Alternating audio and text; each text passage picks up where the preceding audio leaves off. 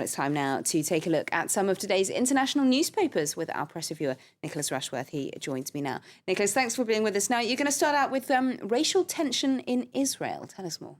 Well, that's in the publication Ynet, which is headlining "Gang Terrorizes Foreigners." It talks to one of the victims of racial tension in Tel Aviv overnight Wednesday, so earlier this week, saying that he is scared.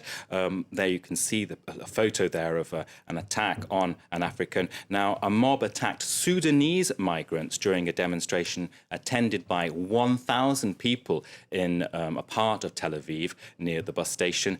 Ynet is reporting that one MP's comment that Israelis should not be using methods against migrants, methods which have been used against them in the past when they've been the victim of anti-Semitism. So what's come to the fore is that the African migrant issue, there are believed to be around 60,000 in Israel, is fueling tensions. Benjamin Netanyahu, his response is, yes, calm down, but also I will send these people back home once the border fence is built between Israel and Egypt.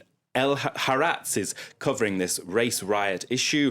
The journalist for that paper says, I've covered terror attacks and protests and all kinds of events, but I have never seen such hatred as it was displayed in the riot. It spiraled out of control, that on overnight Wednesday. Now, the editorial in Haaretz is saying that there were MPs at the demo, including Benjamin Netanyahu's Likud, and one of the MPs for Likud said the Sudanese are a cancer in our body of Israel.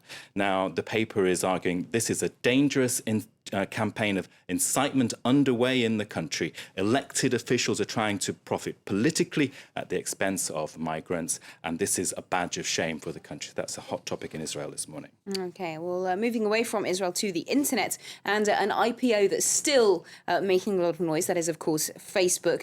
Its initial public offering really quite record-breaking, but you've seen a cartoon about it this time in the International Herald Tribune.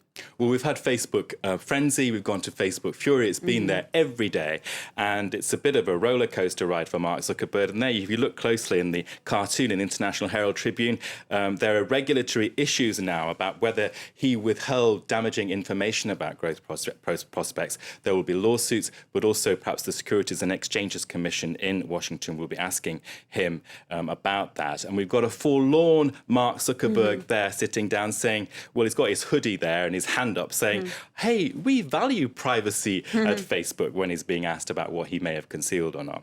Now, the Wall Street Journal Europe is reporting that this was a bungled offering, and that could be to the profit of the New York Stock Exchange itself. Apparently, according to that paper, the New York Stock Exchange has sounded Mark Zuckerberg out about transferring from NASDAQ to the NYSE. So that's a bit of a war breaking out there about IPOs between the two parts of the Wall Street.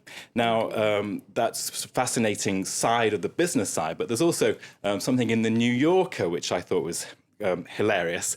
Is this the time for us to sign off Facebook? This is an article by Steve Carl, who's saying, well, leaving Facebook, Facebookistan, he calls it. The reason he calls it that is because he argues that there are greater and greater losses of privacy on Facebook, and in a sense, it's become like the Stans, a sort of an oppressive dictatorship.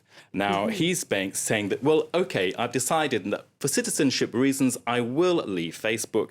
And to do that, you have to click on deactivate account. It's not straightforward, but you click on that, you deactivate, and then Facebook will come back to you and say, but what about all those people you're going to leave behind? They'll miss you so much. And so it goes on. So he said, well, OK, he'll do that. He'll ignore that and he'll move on, and he will say, he has to then give a reason why are you leaving. So Facebook says, well, what are you leaving for? So the joke there from him is, well, there's no button which says doubts about corporate governance. So he chose instead, I feel scared. I can tell you, he chose I don't feel safe on Facebook, and that exists on the deactivate choices. So he chose that and got off. And he says that basically he felt personally it was time for him to leave.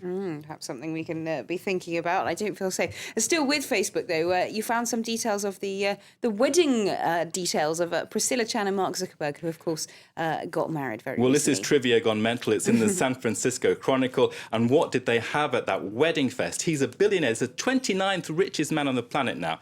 And he had a chocolate a mouse. The price, $3.25 for that. And that was because Priscilla Chan and Mark Zuckerberg had that chocolate mouse on their first date. So that's a bit of trivia. An actual mouse, not a computer mouse. I thought that might be a good play on words there. Thank you very much indeed, Nicholas, for that look at today's stories in the international press.